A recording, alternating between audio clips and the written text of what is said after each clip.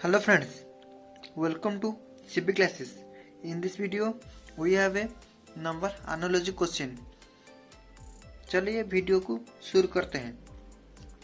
पहला प्रश्न होता है 56, 72, 90।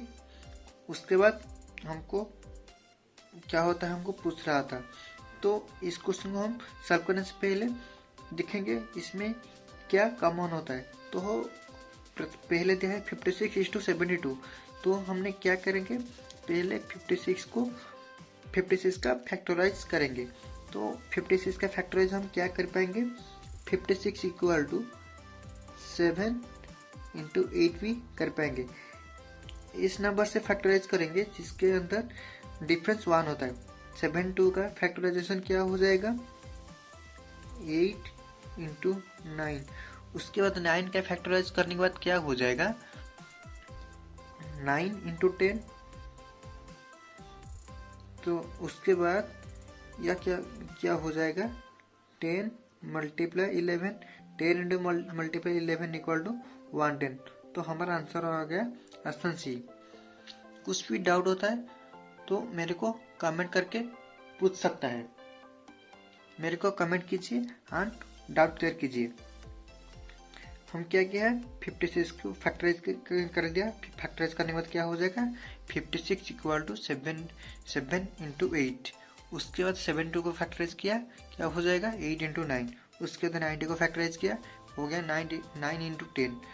तो उसके बाद क्या हो जाएगा, 10 × 11, 10 × 11 = हो जाएगा 110। तो हमारा आंसर आ गया 110। उसके बाद क्वेश्चन नंबर 2।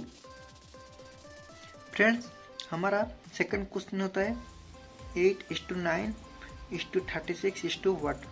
तो इस क्वेश्चन को में देखेंगे क्या कंडीशन अप्लाई होता है, यहाँ से क्या कॉमन चीज होता है। तो पहले होता है क्या, 8:9। उसके बाद पूछ रहा 36:। तो 8 को हम क्या लिख पाएंगे, 2 to the power q। 2 to the power q = 8। उसके बाद 9 को क्या लिख पाएंगे, 3 to the power 2 और 3 का स्क्वायर = 9। तो यहाँ से क्या हो गया, 2 to the power q, यहाँ हो गया 3 to the power 2। यहाँ से जो पहले जो हमारा बेस था वो दूसरा में पावर हो गया, और पहले हमारा जो पावर था वो दूसरा में बेस हो गया। तो उसमें 36 क्या हो जाएगा, 36 = हो जाएगा c का स्क्वायर। तो ये चीज क्या हो जाएगा, ये हो जाएगा 2 to the power 6। 2 to the power 6 कितना हो जाएगा, 2 × 2 × 2 × 2 × 2 × 2 = 2 to 4, 8, 16, 32, 64। तो हमारा आंसर आ गया ऑप्शन बी।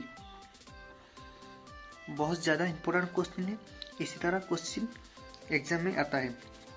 क्वेश्चन को ध्यान से देखिए। कुछ भी डाउट होता है तो मेरे को कमेंट कीजिए, मैंने उसका सॉल्यूशन फिर से आपको कर दूंगा। उसके बाद क्वेश्चन नंबर 3।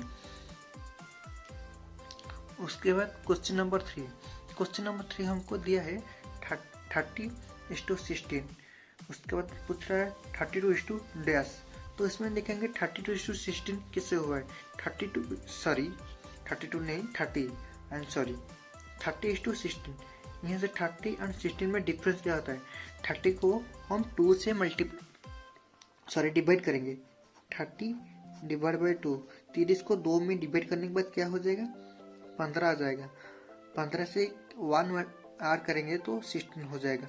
तो 15 + 1 = 16। उसी तरह 26 को हम क्या करेंगे, 2 से डिवाइड करेंगे। 2 से डिवाइड करने के बाद क्या हो जाएगा, ये हो जाएगा 13। 13 + 1 = 14। तो हमारा आंसर आ गया ऑप्शन सी। कुछ भी डाउट होता है तो मेरे को कमेंट करके पूछिए, मैंने उसका रिप्लाई जरूर दे दूंगा।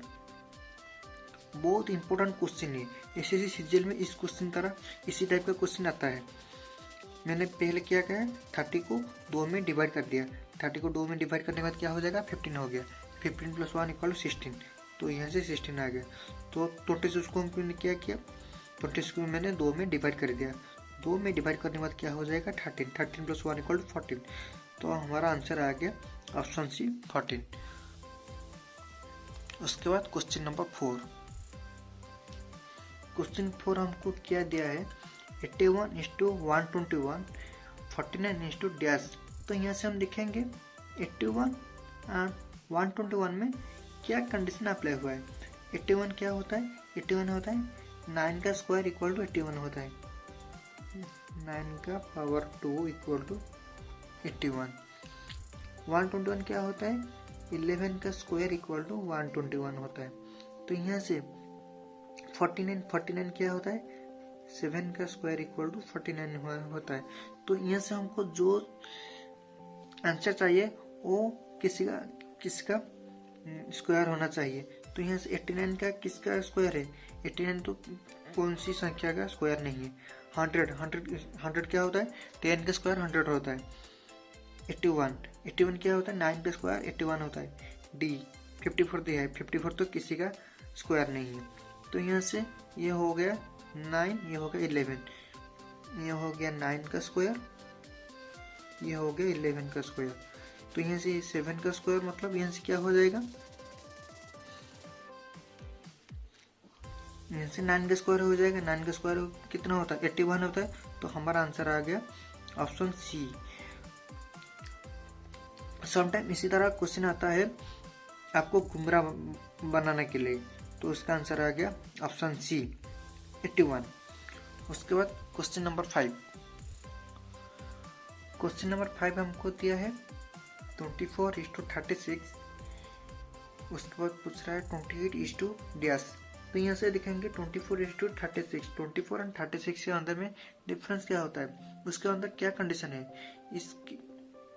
तो 24:32 दोनों में डिफरेंस कितना होता है, दोनों में डिफरेंस 12 होता है। 36 - 24 = 12। तो पहले हम क्या करेंगे 24 + 12 इक्वल कितना हो जाएगा 36 हो जाएगा।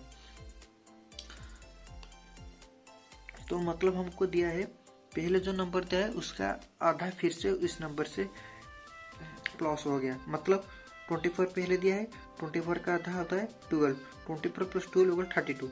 तो यहाँ से 28 दिया है, 28 का आधा कितना होता है 24 का आधा इक्वल कितना हो जाएगा 14 हो जाएगा। तो यहाँ से क्या हो जाएगा 28 + 14 = 42। तो हमारा आंसर आ गया ऑप्शन नंबर सी। थोड़ा यहाँ से गड़बड़ हो गया था तो